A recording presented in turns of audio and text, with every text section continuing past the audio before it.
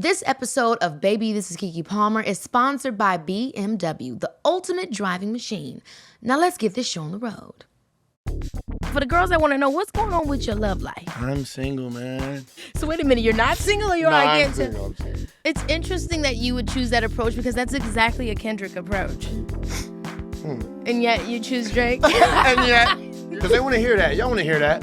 You know y'all want to hear that. I actually do. Yeah, I know. I hey, do. I'm nothing. Yeah, no, yeah. What about our song? We got to get it to them.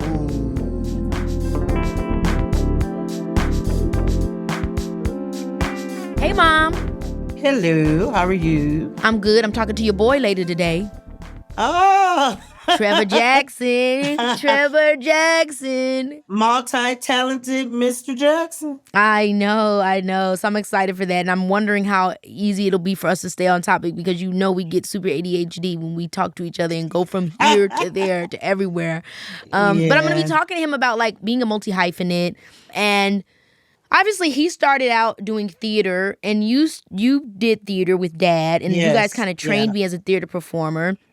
Yes. And so I'm interested, right? Because when we think about the stage, there is no concept of a multi-hyphenate because when you're a stage actor, you kind of do everything. You know what I'm saying? Like you sing, you dance, you're a part of the company and you need to do whatever you need to do. As opposed to with film and TV, everything is kind of segregated where it's like you just sing, you just act, you just dance, you just this, you just that. Don't touch the electrical wires. That's the grips. And don't touch this. And don't do this. That's the crack. Yeah, everything has its own department. But in theater, you just do whatever is necessary. So the show must go on, for real. Right. You know? So that makes me want to talk to you like, do you believe in the concept of multi-hyphenate or do you think it's as simple as television, film actor, and stage theater performer? I just believe in you just should do whatever you're passionate about and whatever you feel that, you can do. If you can do TV, you should do TV. If you can do theater, you should do theater. If you could sing, you should sing. You should dance. You should do everything. You should not let people put you in boxes. Most of the time, people put you in boxes because they can't comprehend what you're doing because it doesn't seem like anything they can do. So most of the time people hold you to their standards. And my thing is, if you can do all of those things, if you can be a mother and you can be a cook, a chef, and you can drive a bus and you, right. I mean, you shouldn't let anybody put any parameters on you because like I said, most of the time people put chains on you is because they don't see it for themselves. I think that is so true. And not only do they not see it for themselves, but they don't see it in the world. I think that's the thing. Like, we live in a binary world. Like, everything is up and down, left or right, this or that. Nothing is, like, there's not a lot of nuance in between. There's not a lot of gray area. It's black or it's white. And obviously, we've had people that have lived and existed in their gray area, and they stand as a testament and representation for those that want to be doing unique and spontaneous things. But I feel like it's a constant thing that you have to, like, always remind yourself of that, hey, I don't just have these two choices. I have multiple choices. Like, you know what I mean? It's not just one thing or the other. So would love to ask you, like, whether it's entertainment or something else, because obviously everybody's not an entertainer and there's gray areas in every industry. Right. How do you move past that? How do you create space for yourself that doesn't yet exist? I think the things that I've been successful at are the things that I've just established consistency. I didn't wait for people to tell me who I was. I didn't allow other people's perception of me to be my perception of myself. But the main thing it takes you believing in yourself and actually knowing what it is you're trying to accomplish. A lot of times people can't accomplish things because they don't really know what they want. Once you figure what you want, then you have to come up with a plan and you have to stick to that plan. Even when people are telling you you're dumb, you're crazy, you're silly, you have to just stick with it and just show people that this is something that's a passion for you. I think like when we were building your career, when you're a child celebrity and then you reach 18 or 19, now you're open game. To a certain extent, you're protected. And then when you get 18 or 19, you're open for pot shots. Everybody got something to say. You're a has-been or, everybody has something to say. And I think that's one of the most difficult things to do is to rebrand yourself, meaning to actually people that are seeing you this way, have them see you that way. And I think the way that by the grace of God, in the way that we were successful, is that we just did things we were passionate about, right? Yeah. Like Yeah. we just But I think accepted people, roles that we were passionate about. a part of it is going with the flow and following the passion, which is kind of like a river that keeps flowing, because it feels like directionless. Like, right, you have a North Star, like I want to be an entertainer, or I want to touch people, or I like to perform, or Right. And then underneath that is like an umbrella of all the different ways that you can reach that. And in that has to be some freedom of knowing and trusting that what you feel in your heart is going to be the compass. That's going to be the compass that's going to help you get there. Even if you go through all these different weird levels or environments to get there, that you have to trust that your heart, your compass, your passion is going to get you there. I think people have a difficulty of believing that to be true, especially because that's so individual based. Like there is no blueprint for you. You are creating the blueprint for you. And when you reach whatever that goal is, which always is going to change and evolve, you'll then look back and be like, wow, it was always there. And I think about that with myself, right? Like, it's so true what you say, where when I was younger as an artist, I'm chipping away at the sculpture, at the piece of art that is me. Right. In this existence, and who I want to be and what I want to say. And it's developing as I live, and I'm just following what feels good in my heart. And I think about my first album, So Uncool, and all the different characters that were on the front cover, and all the different characters that were in Keep It Moving. And then I think about the awareness that I have of the artist that I want to be today, and it's like it was always there, from the acting to the singing to the dancing to just the character creation to now what I do with Lady Miss Jacqueline and Turned Up with the Taylors that even got me an Emmy, or what I'm doing now with the current album, Diva Girl. It was always there. And I always do try to tell people, like, too, like as a person that is just creating, as an artist, as somebody that is, even when we take it out of the arts, somebody that is just being an entrepreneur, that's deciding to set their own standard and their tone, you do really have to trust what's in your heart and do what feels good and be consistent in that and follow through on whatever those ideas are, and surround yourselves with people that are encouraging you to do the same thing. Like, there is no concept of jack of all trades, master of none. I rebuke that. To me, that's an old ideology, because you're always at different levels of everything. You know what I mean? But the person, the thing that you're trying to master is you.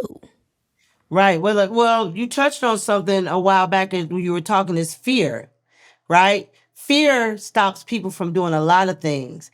And then people are so afraid to step out on that limb. Then they attack others for wanting to step out on that limb. Like, I grew up with a lot of anxiety. I know it's called that now. When I was a kid, you're just nervous, or, you're anxious all the time. You don't know why.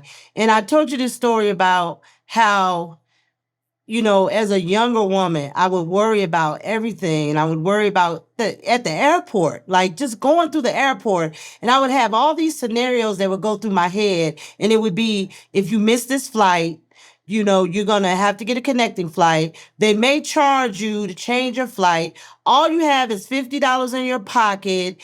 If you don't have a credit card, I would go through all of that anxiety, and then I would show up at the airport like 2 or 3 hours early just to make sure that I was covered and all this kind of stuff. And that's because I didn't have a lot of money, and I was very nervous. But now I'm older, I've worked, I've saved my money. And I might be an entertainer, and we might be talking about me being a multi-hyphenate within the world of entertainment. But ultimately what you raised me to be is an entrepreneur, is to have options, is to be, to be able to jump into any which bag that I want and not feel like I have to be beholden to one thing, to have an arsenal of skills that allow me to, kind of be able, and I talk about this in the book, in my book, Master of Me, about how, I know hustle culture has a lot of different kickbacks, but when you think about having different pools of things that you can do and pull from, it actually does give you freedom from this capitalism and this corporatism that makes you feel beholden to one job or this particular schedule, where if you can do multiple things, and those multiple things are things that are specific to you, that could also just be hobbies that you turn into businesses, which is ultimately entrepreneurship, in my opinion, at its core. You take little bitty passions and turn them into careers.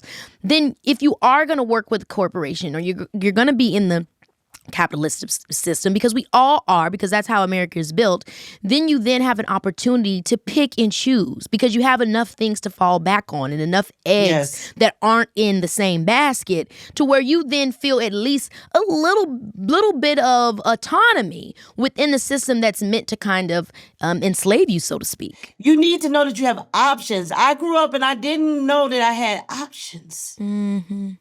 It was years before I knew I had options. Options changed my life. Wow. How can you make someone realize that? When you grow up and you don't have options, and you're expected to do what everybody else does, Yeah. Get a post office job, marry somebody, have kids, go to church, and that's it. That's all you're expected to do. And if you have dreams of something different, then you're ostracized. You're ostracized by your family, by your own community. I had people that supported me as well. I had a sister that would encourage me to do, to do things. I just know when I got to the point where I realized I had options, it changed for me. When I realized I didn't have to walk down this road, I could walk down this road, or I could switch it up and walk down that road, life changed for me.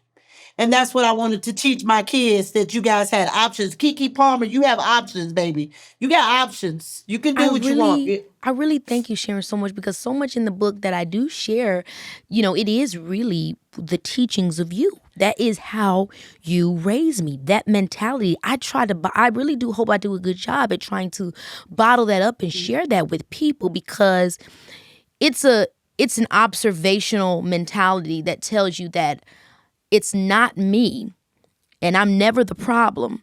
It's the way I'm looking at a situation, and I get to create the solution. And it really is a version of depersonalization that you do have to have a balance of, because there is, that you do have to personify in moments, in checks and balance, and to check in what's true to you.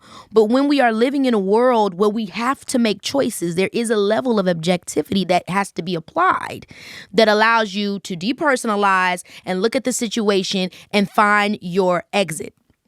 Right. And I really thank you for that, Mom. I thank you for that, the journey that you had to experience. This is the beauty of parenthood, that and hopefully it's given back to you through me and what you've been able to see me do and think, and hopefully I can give that back to you in some ways. But it's like the journey that it took for you to become that person that can then offer me that. I'm sure it was hard. There was a lot of things that you sacrificed or you didn't have, or things that you felt you maybe had missed out on, that provided a space for you to have this perspective that you raised me with.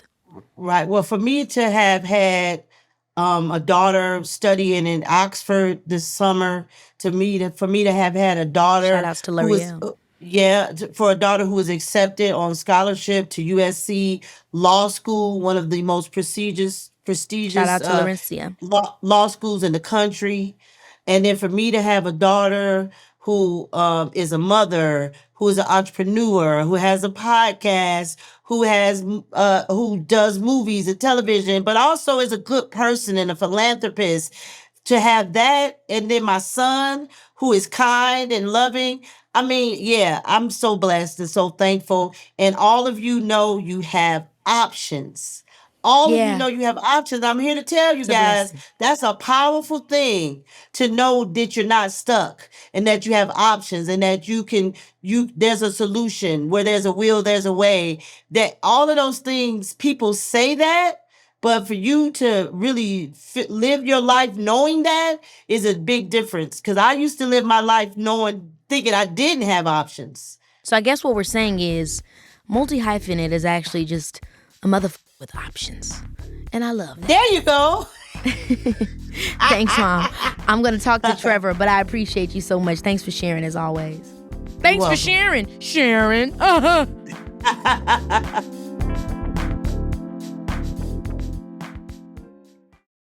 Unless you're checking under the hood or changing your own oil, you may not feel like a car person. But the truth is, everyone can be a car person. You just need to unlock the love of driving. We talk on our show a lot about purpose, about finding your why, the thing that lights you up inside. And when it comes to a love of cars, my why was the independence it offered me. There's nothing like the feeling of driving down the road by yourself. Windows down, alone with your thoughts, and a good playlist. And sometimes discovering the love of driving just takes the right car to unlock it. It takes a BMW. These cars are so special. They're just gorgeous. And if you've ever been behind the wheel of a BMW, you know what I'm talking about. You can just feel the high performance of this vehicle and the precise handling that gives driving a whole new feeling. It's such a thrill. I'm also partial to the assisted parking that allows you to enjoy the drive without stressing when you make it to your destination and you got to squeeze into a really tight parking space. Whatever you're looking for, unlock your love of driving with BMW, the ultimate driving machine. Baby, this is Keke. I cannot wait to talk to today's guest. He is an actor, a singer, a songwriter, a music video director, an entrepreneur. He is doing so many things right now. I don't know how he does it all. Earlier this year, he was in J-Lo's movie, This Is Me Now, a love story with me. Well, guys, I also have to say he's like family to me. He's a really good friend. He just released an EP called He Don't Know, which is his second EP of the year. Trevor, you got to be stopped. Welcome to the show. Who wrote that? Who wrote that? That was a beautiful introduction. Every day. Trevor, let's tell the people how far we go back. I met you during Rags. During Rags. Okay, I was shooting Eureka. You were shooting Rags. We were in Vancouver, yeah. Canada, staying at the Sutton Place Hotel. I eat Japa Dog every day, by the way. It's right outside. We love Japa Dog. I miss it. They need to have it here. But, yeah, and we were in the pool. Yeah. And Trevor was being Trevor. Literally the Trevor that y'all see in the that is literally who he's always. I did see. Did you ask me or did I just volunteer? You volunteered. No. And then I was like, oh my gosh, you remind me of Will Smith. You remind me of Will Smith. Oh my God, he's just like Will Smith. He's just like Will Smith. I swear to God. Hey, and then we just became twins. So we were cool, and then we ran into each other again at the Cheesecake Factory, and that's when I feel like we really hit it off. Yeah. Yeah. And literally you're like, my 2020 twin. Yeah. We love all the same things. We're Virgos. Yeah. She's just the girl version of me. Literally. Yeah. And so to that, what all have you been doing, Trevor? You've been busy as heck this year. You've been working on the show, Grownish. You've done finished 2 EPs. Yeah, so I tore my Achilles 2 days after Christmas. Wow. Had to shoot 4 episodes of Grownish in January. So I shot those on a peg leg. I was walking around like damn Captain Barbosa, Pirates of the Caribbean. So that was difficult, but a fun process, to just know that, hey, regardless, I'm going to get the job done. Whatever happens in life, we just got to make lemonade. Even when you don't like lemonade, you just have to make it, okay? Yeah. So that's what that was. And then, I was mainly concerned about albums and dropping music, but my brother and my mom, my family, my support system was very just like, hey, man, we're going to still get it done. Don't trip. Just focus on healing, whatever. So we got these EPs, Heads Up, He Don't Know. And these are all from the perspective of a guy who's in love with a woman who has a man, and she, you're the guy on the side. I feel like we always hear about a side chick. And I wanted to hear from the perspective of the guy on the side who, is in love with this girl, but acting like he don't care. She can have that nigga, but really inside she's like, he's like, yo, what is she doing? Does she really love him? Is she cooking the same things for him? Do they talk about the same things? Showing that there's an emotional arc to that side dude character that we always think don't have feelings. Exactly. You think you're just, that's just a horrible person, blah, blah, blah. Maybe that person's telling them something else. Yeah, So, or sometimes it's you're with somebody, y'all break up, y'all find new people, but there's nothing that really quite hits, so you guys keep trying to you know what I mean? Mm-hmm. So there's multiple. You sound like you have a lot of history with different love triangles and no, I just love mishaps. Imagination, creativity, that's what I like to do. That's what I'm about. So obviously, I know that you've directed a lot of your own music videos. You kind of always been the type of person that's like, I don't want to really wait. That's really, really Virgo of us both. We just if nobody else is around and gonna figure it out, then I'm gonna figure it out. I remember that one literal music movie that you did that got deleted, which we never got back. Remember that movie? That you had me casting in and everything? Yes. I know. We did the whole thing. That was probably, that was at least 30 hours of footage, maybe 40 hours of footage. I'll never forget that. It was pretty sad. Oh my God. And we shot about 8 music videos, and it was going to be a music video love story. Yeah, it was a little bit like This Is Me Now. Yeah, it was. It was like a movie. It really was. It really was, yeah. So that was the first time that I knew of you directing, which was actually quite a few years ago. Yeah, it was. So you've continued to do more and more and more. How do you like it? Do you see yourself directing other videos for other people? Yeah, I directed a music video, True shit, that was me and Jacob, and he was like, yo, you want to direct? And I directed that. I didn't know you directed that. Yeah, I directed that, yeah. Trevor! You see how crazy you saw I had him at the psych where they're like, you can't put women at the psych. They're going to think you're going to hate you, Trevor. They're going to hate you. I said, no, we're putting him outside the psych. I didn't know that you did. First of all, shout outs to Jacob. We love Jacob. He's amazing. So you directed. So how was it directing somebody else? It was dope. And, he's in front of the camera. He knows what he's doing. Yeah, so I don't yeah. gotta do too much. It's just more the setup, the look, the feel. I always want to make sure it feels right and synonymous to the song. Yeah. And the vibe of the song. So for those that don't know, I mean, Trevor, you got your introduction, and maybe I'm wrong, but I'm pretty sure you got your introduction on stage doing The Lion King. Yes. You played Simba. Yes. Northwest has nothing on you. So you've always used, you've always been a multi-hyphenate. I think anytime somebody comes from stage, it's kind of normal to them to do everything. right? Yeah, but then yeah. obviously with film and TV, and then with record deals, bring it down. Right? They want you to bring it down. So let's talk a little bit about that journey for you coming from stage and then getting into film and TV and realizing that, okay, I can tap dance, I can sing, I can, I can hip hop, jazz, I do all these different things, but not always can I do them together, even though that's representative of who I am as an artist. How was that? Because I mean, that's a big journey. That's deep, and it's hard because I always bring this up, right? If you talk about basketball, people love someone who can do everything. He can pass, he can shoot, he can dribble, he can dunk. At that point, you're Deion Sanders, even though I know that's football. Yeah, but still, you can do everything, and you're talented, and that's what makes you excellent and a great player is you can play every role. Yeah. But when you come in entertainment and you sing and you act and direct, people are like, oh, no, we just, you know what I mean? And it's almost like a disservice, but I'm like, I can do it all. Like, why wouldn't that be a plus? When you mention Prince, you're like, oh, he played every instrument. He did this, he did that. So why, you know what I mean? So for a long time, I was struggling with people like, hey, just be like this, or you should just be this kind of person. And it was difficult for me at the time. But for you, what's your favorite thing that you've done so far? I really like Burning Sands a lot. Oh! I really like... I gotta get out of here. Get No. Because anybody that's seen Burning Sands knows why I'm saying that.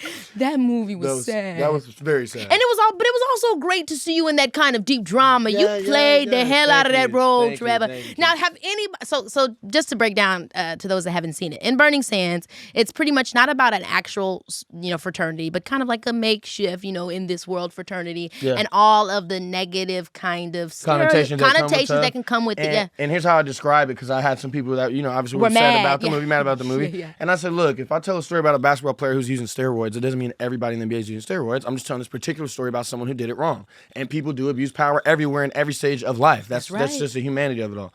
So we told one story, you know what I mean? And that was a true story. The river we showed in the beginning, 3 dudes died in that fucking river because swim over there if you want to be a part of this. Like, I can't swim. Do it. I can't swim. Do it.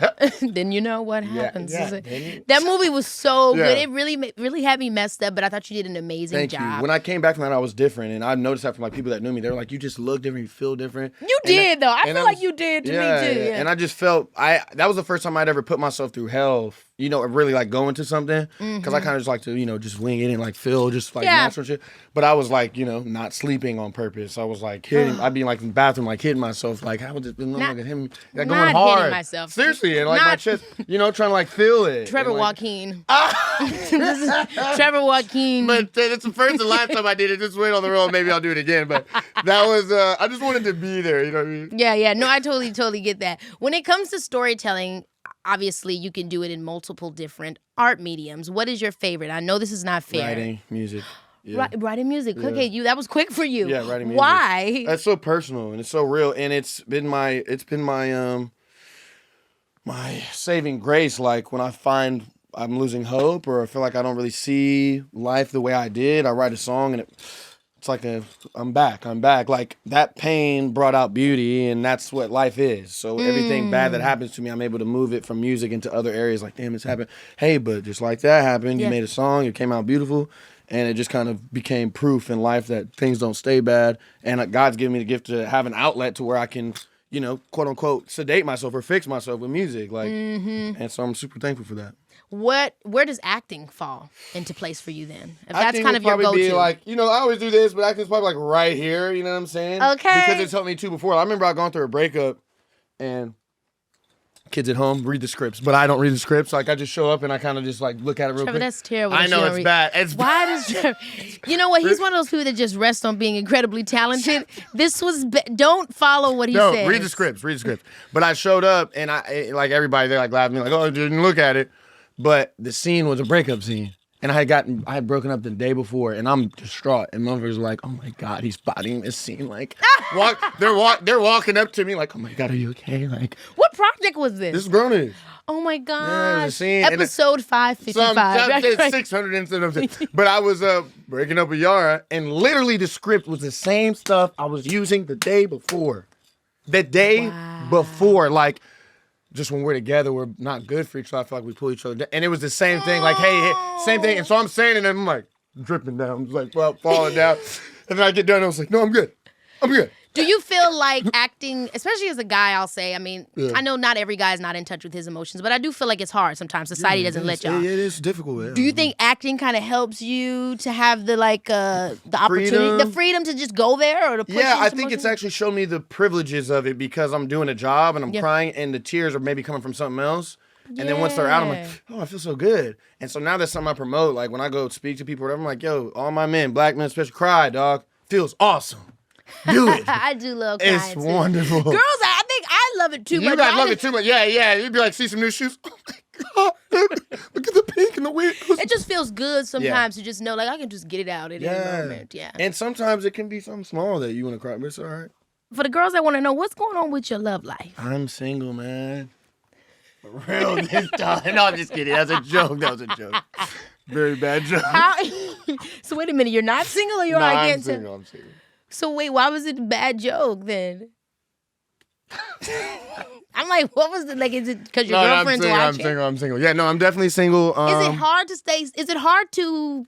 I love love. Okay, you love love. Love people. Like, you know, I want Like, is it someone. hard to date a male artist, like a musician, Yes, actor? 100%. So You gotta why? deal with stuff. I got What is the stuff, like cheating or? Not cheating, but I gotta go do stuff that you might put a story together and assume I was cheating because of where I'm at or who I was with, you know what I'm saying? And that's unfortunate. So, you know, it's not an easy thing. I'm not a perfect person, and I know nobody is. That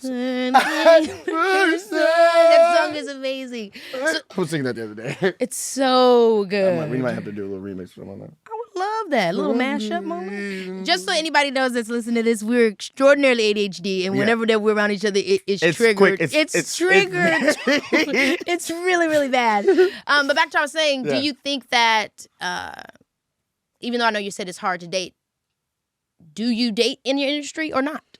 I would. I don't, because of what you just said. I feel like it's too much. For you. For me to date in the industry. But then I feel like. But you're in the industry. I know. But You know that what I mean? I don't know, it feels weird to me though. What, that you're in the industry and someone else is? Too? And to date, for us to date and both be in the industry, it feels all too much in the one place. Right. You want to have a separation. Exactly. Yeah. I feel like that was an issue sometimes in my situations. Like, they wanted that. You know, like, why don't you take me here? Or like, why am I not? They wanted to be more into. Yeah, because and you I'm date not people saying out they of want to the be industry. famous, but it's like they assume that I'm going to this because I want to be here. I'm like, this is my job. I gotta go mingle. I gotta go talk. I gotta go make this money so that when you ask or our kids ask, I've got it. You know what I'm saying? So it was just difficult to be like. I tried a lot to explain, like, yo, this is a gift. When I get to come home and I don't get to talk about this stuff. Yeah, I don't I want get to lay in my underwear and we get to watch a movie, like, and do, eat. Like, that's the most intimate time for me. Because I'm always on. I'm always performing. I'm always doing stuff. I want to go chill. Don't ask me about what I did. Like, just be like, how are you feeling? Like, are you okay? Like, you know what Trying I mean? to find that balance. And that's exactly why I feel the same way. When I think about my personal life, who I want to spend time with. I mean, you might be one of my only close friends that I have that's in the industry. But it's because you're not industry all the time. I feel like when we're around each other, we can tap into a non-industry vibe. It's something else. But it's difficult, when you are dating, you want somebody that understands what you're going through, but then also you want to be able to have somebody that you can just be the version of yourself that's not always on. Yeah, and I think it's hard to have someone there all the time when they're also in the industry too. Woo! Because we need that, right? We're like, hey, when I call you, I need you to, hey, it's Rocky right now. Where are you at? you know? But if someone's interested, hey, I'm sorry, I'm in the studio, I can cut. And you're gonna be like, oh my Exactly. God, I need a minute. It's not, you know what I mean? Yeah, but then do you find yourself as an entertainer? I was having this conversation with friends of mine the other day where it's like, as an entertainer, is there a part of you that becomes a little self-indulgent in that way? That you need it more than they might need you. Or just say your something? life is revolved around your career, which then makes it. But my revolved thing around is, it's you. not about me, but it has to be about me right now because it's for all of us. I know. And I'm the closest, you know, to what we're trying to obtain. So Yeah. like, and it doesn't mean you're not a part of it, but you are a part of it because I you're mean, supporting truthful for both of us, we come from very small towns. You come from Indiana. I come Yeah. from Chicago. Illinois, not Chicago. You know, and outside Chicago. Yeah. Because you were born in. Were you from Indianapolis? Indianapolis, my family's from Marion, which is outside of Exactly. But ultimately, Midwestern towns. Yes. And then our parents believed in us, Yeah. took us to California, Yeah. and then it kind of changed everything. Everything. And so in a lot of ways, there's like this, not this pressure, because we still like it. Yeah. And we love it. But then there's this pressure and this desire to like, I got to do this for us. Yeah, be great. You know what I mean? You wanna be That great. does And end then up- my nieces, my nephews, I see their faces. I'm like, Yeah. oh man. And so Right. it ends up kind of creating this thing where you're trying to find balance of, yes, I got to focus on myself because I got to feed this machine, but also... I gotta focus on myself to make sure I'm okay too. Exactly. Baby, this is Keke Palmer, yeah. Imagine this. It's Sunday morning. There are piles of laundry that need to be put away and dust bunnies that need to be swept. You have a full day of adulting in front of you, and all you want is to be transported away. Begrudgingly, you pick up a broom and ready yourself to start sweeping. But wait, you're forgetting the most important part. You open up the Audible app, and suddenly, the universe is infinite. The power to transport yourself to another world where laundry and dust bunnies don't matter, as in the palm of your hands. Through storytelling, Audible can take you from the comfort of your living room to the streets of South Central LA with Snoop Dogg forming Death Row Records in a matter of seconds by tuning in to the Audible original From the Streets to the Suites. Written and read by none other than friend to the show, Snoop D-O-double-G. Y'all know I have been an Audible girly for years at this point, and they're going to have to send someone if they ever want me to give up my Audible originals. I mean, just knowing that at any given moment I have the world's biggest audiobook selection in my pocket fills me with so much joy. As a lifelong storyteller and listener, I understand the comfort and exhilaration of a well-produced story, and Audible has them in spades. And not just any old regular story either. No, Audible is here to take audio storytelling to the next level, creating unrivaled listening experiences and innovative original content that you can take with you anywhere. While traveling, working out, walking the dog, doing chores, you decide. New members can try Audible free for 30 days. Plus, you can choose one bestseller or new release to keep forever. That's right. There's more to imagine when you listen. Try Audible today at audible.com/Keke. That's audible.com/Keke. You know, upon reflection of my many years of vacationing and hot girl antics, I've noticed I've always had great experiences with Airbnb. I mean, so much so that I've actually celebrated several birthdays in some of Airbnb's most loved guest favorite homes. And it makes sense because with Airbnb, I can be my own travel agent and find a spot that matches the celebration vibes I'm in the mood for. Like lounging by the pool and kikiing with the girls and maybe some time for a little turn up. Airbnb has got options for all of that. Take my 27th birthday, for example. I spent it in Orlando with 4 of my closest friends, and we stayed in what can only be described as an MTV Cribs-worthy house. Okay, I'm talking fabulous decor, lavish finishes, the work. I mean, the best part is that I got to share this gorgeous little private hideaway with my best Judies. Okay, we stayed up all night, talking mess, eating good food, and frolicking in the pool. No stress, no looky-loos, just a beautiful birthday in a stunning location with the people I love most. And guess what? I did it again on my 30th birthday. But this time, we got a bigger, even more private crib and really leaned into the tranquil nature of it all. We had masseuses come in, and you know the jacuzzi was bubbling all night long. We were getting pampered and polished, okay? Thanks to all these magical experiences, I know that I can trust Airbnb to deliver during the moments that matter the most, like the ones spent with friends and family. Now, go book yourself an Airbnb and see how right I was. Holla at your girl. What do you do for fun? I mean, I always think it's cool that you're like a legitimate surfer dude. Yeah. I don't know that It's funny everybody when knows people that meet me, about they're like, you. dude, you like kind of don't talk like the guy in Superfly. Like, I said, yeah, dude, I was acting, bro. They're like, you're like a surfer. I'm No, like, yeah, I'd be surf, out there. skateboard. All the Remember when you used to time. force me to go to the skate park Yes, and and watch you and skateboard? I appreciate my that. gosh. That flashback just came. I appreciate that. You would literally be like, just come on. And I'm at the sit. skate And park. she'd be like, good job. No, good job. Great job, Trevor. Love That's that. a cool move. That's a cool move. Literally. So what are some of the things that you do outside of entertainment that kind of like, contribute to your balanced life? Surfing is definitely one. Stretching. I try and do breathing too. I've been doing like more like just going out and breathing for like, forget to breathe. Yeah, you do So I'll forget be to outside, breathe. like, maybe Yeah. like for 10 minutes. But since my injury, it's been hard, finding a place. So I'll probably just write.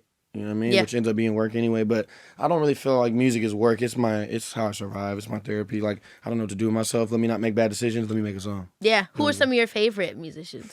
Prince, Michael, Brian McKnight, Drake, Chris. Why did you laugh? I'm laughing because I know there's a battle here, and I'm sorry, but Drake. Drake. So how did you feel about the battle? The battle, that not like us. I mean, it made But here's you what bop. everybody keeps saying. Everybody's not talking about the bars. They're talking about the song. Like, hey, the way it makes me feel. They're not talking about, oh, he said this, then he said that, and then if you listen back. I mean, he did say some shit too. Some shit. Hey, I've been talking about this for so long. Oh I love both artists. Yeah, no, a seriously. lot, obviously, they're both But legends. it's okay to have a fan. Yeah, but I think, that Family Matters was nuts. And it's a 20v1, Kendrick was just kind of coming at Drake. Drake had to come at everybody, and it was like, bing, bang, bong, bing, bang, bong, bing, bang, bang, bang, bang, bang, bang, bang, bang, bang, bang. I do think it's amazing how everybody came at him. Like, what did this That's what did that's he what I'm do? saying. That's It makes me crazy. feel like, did he mess with y'all, girl? Like, That- because the level of anger that it was, I want to know but it's like something that we can never know, but it was definitely. and everybody good keeps saying, you entertainment. lucky I don't say it was really. And say it. I'm confused. Say it. Was y'all together? Yeah, No. right. What's really he saying? I can't say for obvious reasons to make us both look bad, but that's Like, what what Metro was saying. I was like, happened? wait, what? But then I thought to myself, is this also just sometimes I never A know, ploy, like if it's entertainment? dude, because in our generation, everything is People meta. are smart. People are smart enough. Everything is Yeah. extraordinarily meta, Yeah. where it's art imitating life, but imitating art, and it's not really what you think it is. But Yeah. hey, here's the performance. Yeah, I'm like, exactly. what's going on? What's actually going on? How do you find yourself in that? Like, what are the limits that you would go in terms of like, that whole meta art entertaining life type of thing? Sorry, can you elaborate? Meta entertaining life. You mean like if I were to make something up and then like Yes, I that's would exactly do it. what I mean. You would do Yeah, I it. would do it. So you would. But do I would that. come out after and say y'all are dumb. Cause that's how Why I feel. would you I'd wanna blame do the that. audience? I'd want to do that because this is like I would do it in a different way of like, okay, here's something I thought about but I've never done. I was like, what if I did something like crazy? Mm-hmm. Right? Let's say I quote unquote crash my car like a lot of these fake artists do and act like they crashed their car and then people like follow them and then they put music out and So if I went out What? and I I didn't drove know a people were doing Lambo that. and fake crashed into a thing and we did a TMZ, Trevor Jackson caught outside drinking and crashed his car, right? And I faked that. Why did you? Because that's me in the crash. Slow-mo going like this. You know what I mean? Okay. I hate you. Why was it so magical? Like, what the fuck? So I'll get this on TMZ. Everybody would see it. And then I'd be like, hey, man, I'm sorry. But, new album. Boom. It's going crazy. Yeah. And I'd be like, hey, this is what's wrong with the world. You guys want something negative to happen to someone before you Oh, like them. you would do the Virgo thing? Yes. Oh, no. Yes. And start to give this us is a what's speech. wrong with the world. Oh, no, you guys no. want the bad stuff, and then you complain that the world is bad, but it's the only thing that you watch. It's the only thing you're entertained by. So it's your fault. You're causing the demand of more negative stuff happening. It's interesting that you would choose that approach because that's exactly a Kendrick approach. And yet you choose Drake. And yet, you're the Drake chooser. It doesn't really match because Kendrick loves to tell us about ourselves, and that seems like what you like to do. No, but Drake was the one that offered the fake info. And nobody bought that. So wait, going back to that, did you actually think that the info was, because a lot of people were like, no, he lying, he just saying we said, or do you think that Drake really trolled to that degree? I think he had to because the verse came back way too fast about the kid. Like right after he put that song, then he put out the Heart Part 6, like maybe 15. See, that's an example of the meta performance gag. Yeah, he did that. He offered information. He did and the I meta think he kind did of thing. but even the thing, we offer the information you need to be willing to do more investigation and be less impatient. Like, I was like, oh my God. No one cared about that. Why did they care about it? I don't know. I thought it was kind of cool. I thought it was kind of cool. I thought it was kind of cool, but they didn't care about that didn't. storytelling. They cared really more didn't. about the whole, we was in Atlanta and people tried to cage us. They liked that story Yeah, more. they did. Yeah, I mean, it did eat down. But what about when he said, you don't want to spend any time with anybody who's blacker than you, all this stuff? He said, you sound like, what have I been, black or white, everything in between? Oh my What did you gosh. mean? What did you mean? You gotta go. You gotta go. You gotta go. That you could talk about for hours. It was very good. And that was the point. That's why I think it applaud did that. to all of y'all. Applaud Entertainment and talented guys that we all respect. So how did you feel about the Nicki Minaj and Megan Thee Stallion then beef? I don't think I was invested in that. Sorry. Really? I'm sorry. That's not really, I love both artists. I don't be bumping that though, you know what I'm saying? But but I be bumping both. Drake, Kendrick, I'm in the car, you know what I mean? So I had to listen to both of them and be like, what y'all talking about? You see, and that's why we having problems with the WNBA. Hey, they're actually doing amazing. I know. Hey. Shout out Angel Reese and your girl, Caitlin Clark. Caitlin Clark, Indiana. You know, our girls are doing it. They are. In both rap and I'm telling you, sports. I'm watching that now, like. It's really dope to see. To me, it has improved. Do you think so? Well, I'll be honest with you. I never really watch seen no much? basketball, really, unless it's the parties and the events. Okay, then okay. I'm like, yes, LeBron. Slam dunk. Other than that, I'm not. So I don't know enough to know the difference. But I'll say this. With what Angel Reese has done, I've seen the impact of how people have looked at the WNBA differently in females basketball, college ball. And like you said, Caitlin Clark as well, Juju as well. They're balling. And so shout outs to them for bringing, I don't know what, I mean, maybe, it is their game. Maybe it's also a different I'm telling age. you, different time. Different time. And I think, like you say, you see the game evolve from me and my brother were watching Dr. J highlights last night up to Kobe, up to, seeing just how much the game has changed. And they are hooping, dog. I've watched women's basketball before, and they were hooping then too. But now it's like it's a different. Well, speaking of how the game has changed, you love R&B just as much as I love R&B. Right, we're R&B heads, and I feel like R&B has changed so much. It's changed so much from when we were kids and how we used to listen to Keith Sweating them, and Jodeci. We don't have as much of this right here. Well, But we got our boy Trevor Jackson, who literally, I think it was so dope because I feel like R&B is in this place and gotten to this place where everything is so effortless. Like, it's like you gotta do less. Less and less. Thank you for saying that. Can you say it again? Seriously, it was about doing the least you could do. Like, I'm barely singing, I'm barely dancing, I'm barely everything. And I feel like obviously we have some people that are still maintaining that, is giving that effort. We got the Chris Brown. He's our, he always gonna give you something. But he might be the only one in that vibe. Yeah, true. Other than my boy Trevor, I'm always gonna go hard for, who's gonna give you vocals and gonna give you dancing. And I love little guitar solo. And I love your recent viral. I mean, your videos, you've been doing them for a minute, where you do the remakes of the songs. You do your own spin on them. Yeah. But recently, it really went viral on that Wet, and I was gagging because I'm like, well, this is what Trevor have always brought. He gonna give you that. And I was just living for the fact that people like really getting into that R&B that y'all need, where he going over the top. He give you that performance. I want to see the veins. I want to see the emotion. I want you almost crying like when have the nails gone down the spine? That lyric really gagged him. Right. I'm like, you guys not pretty nails in the spine. I'm like this. Never done this. Nobody's ever done this. And gone like that a little bit, maybe a little scratch. I'm like, what? I was confused that they were confused about that. I said, okay. The people are dramatic. But you are dramatic, and that's what I think they also love. Yeah. So when it comes to R&B and what you want to bring to it that's not out there, what are those elements from old and new? I think it's what I'm talking about. I don't think there's kind of been this guy on the side perspective. I think that's something new that people were like opening up to, and I'm being honest and being sensitive about it. But in terms of the oldness, I want the passion back. I want the talent back. There was a caliber of a door that you couldn't pass unless you were at a certain level. Yeah. You know what I mean? Yeah. And the Luther, the Michael, those days to get in the door, like I feel like now everybody can just do whatever, because but that's why I go back to sports. Like, you can't just play in the NBA if you're not good. Yeah. But because music is so opinionated, or creative things are so opinionated, it's like we're just kind of like letting people say that stuff is good when I'd be like, Well, good becomes suggestive. Exactly. Good becomes subjective, which I don't think there's a problem with, but I do think there's something to say about also creating a space that, where you want more. Yeah. And I love that you're giving us that. Yeah. How do you think that your acting has informed your ability to give us that more in music, storyline-wise? It's helped a lot in terms of writing. I think a lot of my writing is like it's not linear. It always like builds. Like something happens in the first verse. Oh, then this happens. Oh, and then this is how it ends. Oh my gosh! Remember that one song we were in the studio? You went. I was like, "This is a little Taylor Swifty." Like not literally like her, but in her type of storytelling, in her music, where it's like the beginning, the middle, the conclusion. Was it? I forget that song. It was my dad. My dad went down in the Beer with Dad. I just put that out today. Oh, I live.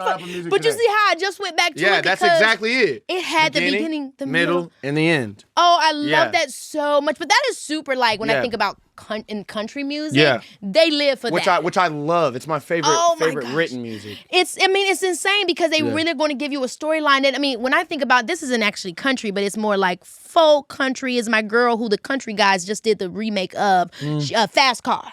Oh. And I mean,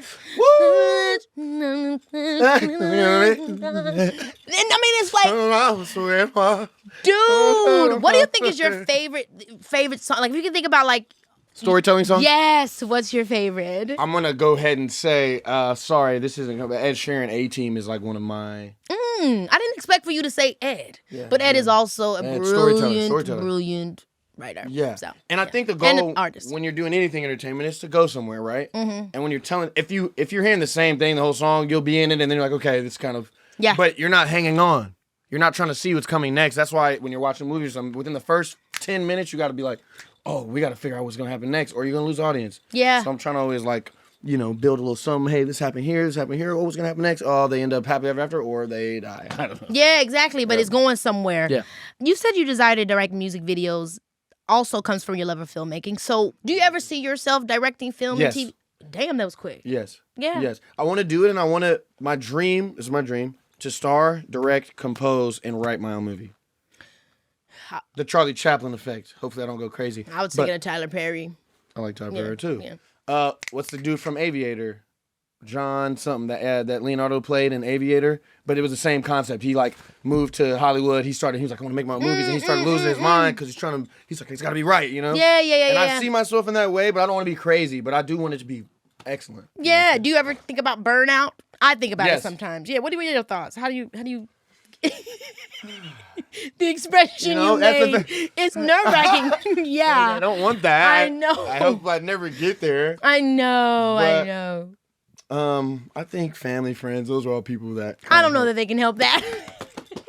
Because burnout is you. Vacation helps. But do we vacation? Yeah, you vacation better than me, I feel. I've gone on vacation twice in 15 years. That's what I'm saying. That ain't good, friend. Not good enough. It's not good enough. But what I will say is when I'm on vacation, when I come back, I'm like, I can't wait to get in the studio. I can't wait to write. What's vacation for you? Like, are we talking a couple of weeks? A week.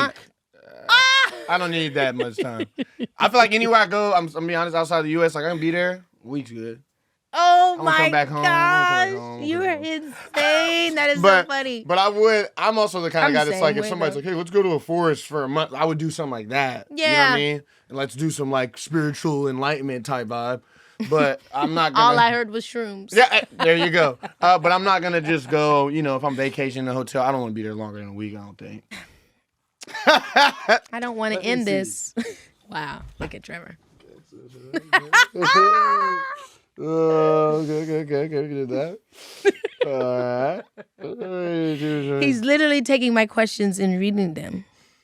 I like this one. Okay. If you're ever like shooting a TV show for months, do you feel like you struggle to get into a headspace where you can like write music, or does it? Yes, I do. Yeah? And I'm so glad to be on this side. Yeah, sorry, just stepped on your toes. I'm thrilled for this. Yes, I'm thrilled. Come on, Doc Martens. They are not a sponsor. He's just wearing the shoes. Yeah, not a sponsor. So I do, honestly. Okay. I actually just went through that. I was doing a movie, the one I was telling you about when I was in Atlanta, for 4 months, and it puts everything on pause. Yeah.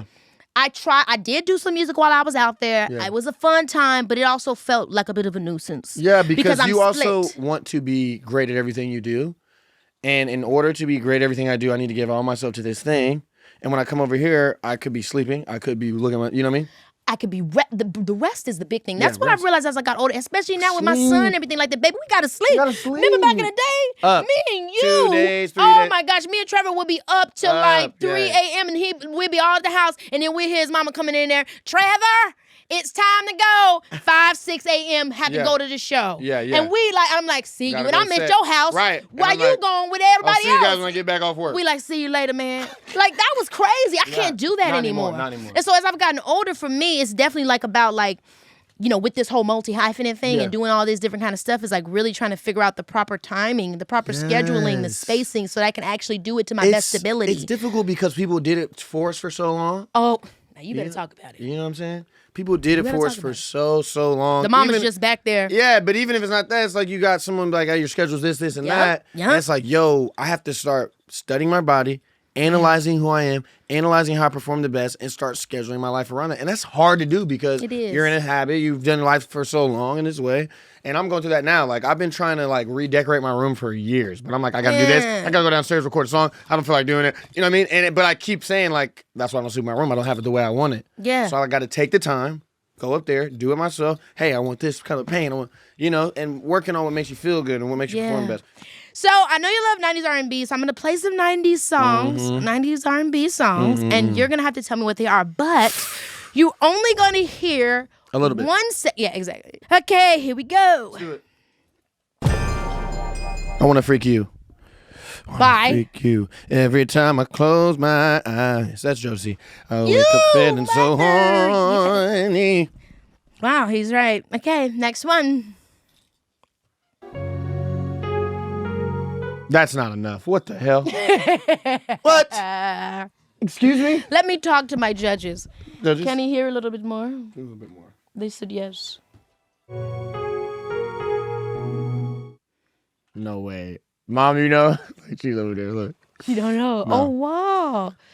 Give him maybe a little bit more and then I have to tell him. One more, then just tell me.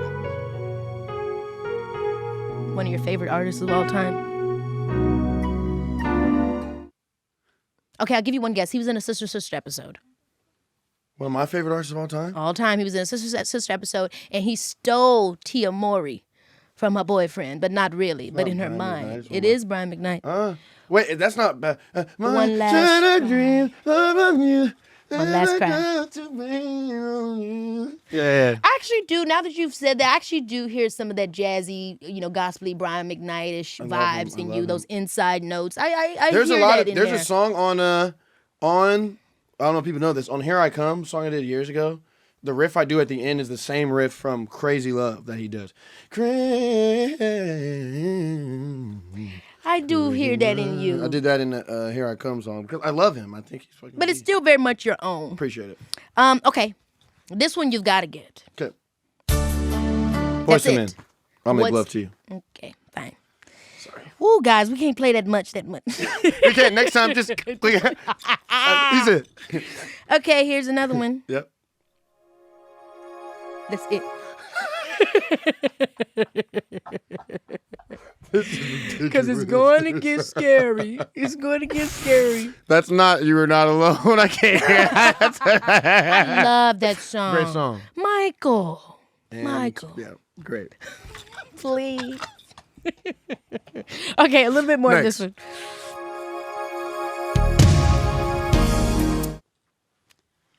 one.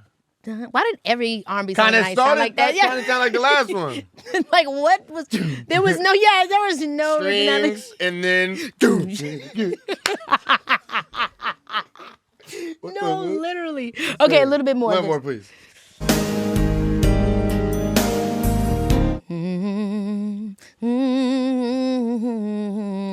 That's a piece of heaven, and I know it. Yeah, do you know the name?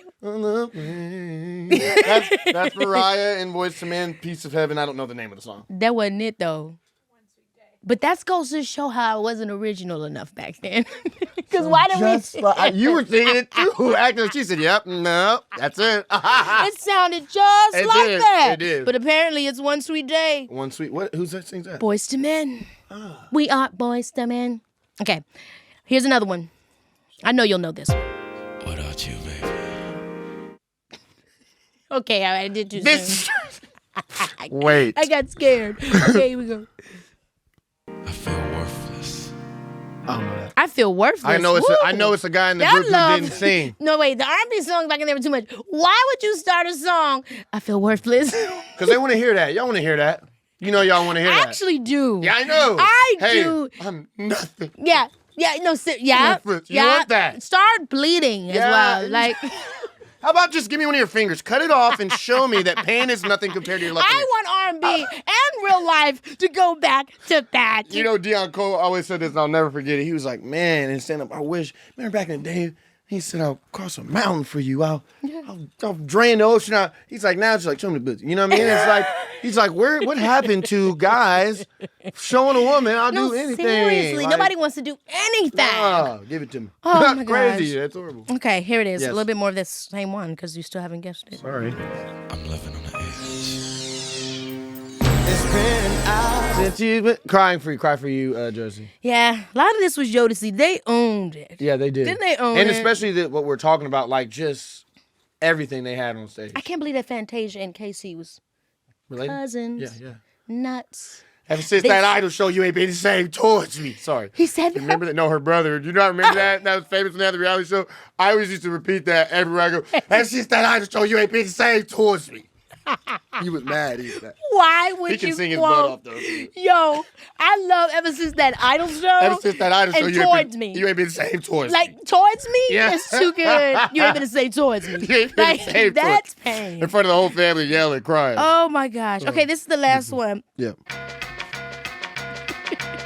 A scary film when someone's attacking you. I think it's like, I just saw somebody crawling towards me, scarily, with maybe a clown outfit on. I don't know. Ever since that idol show, you ain't been to say towards me. I'm sorry, I'm never going to give Ever over since that. that idol show, you ain't been the same towards me. But yelling at the top of his lungs, veins popping up. Ever since that idol show, you ain't been the same towards me. Like, almost crying, yeah. I was dying when I saw that. I'm sorry, I can't. Because he could sing his butt off. I think they were talking about some music or something, right? And he was trying to get an idea or something, and they're like, no, and then you got mad. Ever since that idol show, you ain't been the same towards me.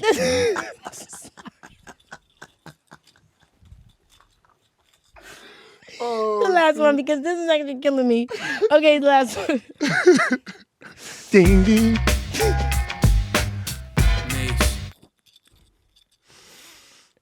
You still don't know. You're bouncing, but nothing's coming to you. No idea. Okay. This is also one of your guys. This one is? But are we picking like what? Are we picking the, you know? I feel like No, we're- we can't make it that easy. Exactly. Like, That's come what I on. feel like's You happening. said you loved him. Gang, gang, gang, gang, gang. It's so interesting. Have you ever noticed when you go back and listen to those old R&B sonics? It's Yeah. like, what were you were doing? The sounds we were using. That's That's a record that's been discontinued. Discontinued. No longer on streaming platforms. Well, Trevor, all I know is we love Brian McKnight. What a great artist. ever since you came to this show, you ain't been the same You ain't been towards the me. same towards me. And I thank you so much for coming. Come on, dude. I Come love back, you. hang out anytime. You my dog, you my mans, and I'm so proud That's of my everything dog you for do. sure. That's We gotta That's bring, my. what about our song? We gotta get that to them. Ooh. It's all right. We gotta finish But recording. you're that. here. So, I am. So let's finish recording that. I mean, we're and gonna get it stay going. after this. If you don't have to go home, you can always come hang Sounds like other things are going down there. Still. No, I won't pure tell work. the kids. Pure You know it's your girl. cheeks. I'm so proud of Trevor, and I can't wait to see what he does next because big things have already happened for him, and they're just going to keep getting bigger. I think the takeaway from this one is to just keep following your heart. Follow your heart. Don't shy away from your own vision because Trevor clearly has his own vision that he's passionate about, and that's what makes him work at the level that he does and what makes his work so magnetic. I am here for that. So I'll see you next week right here because you know it's your girl. Baby, this is Keke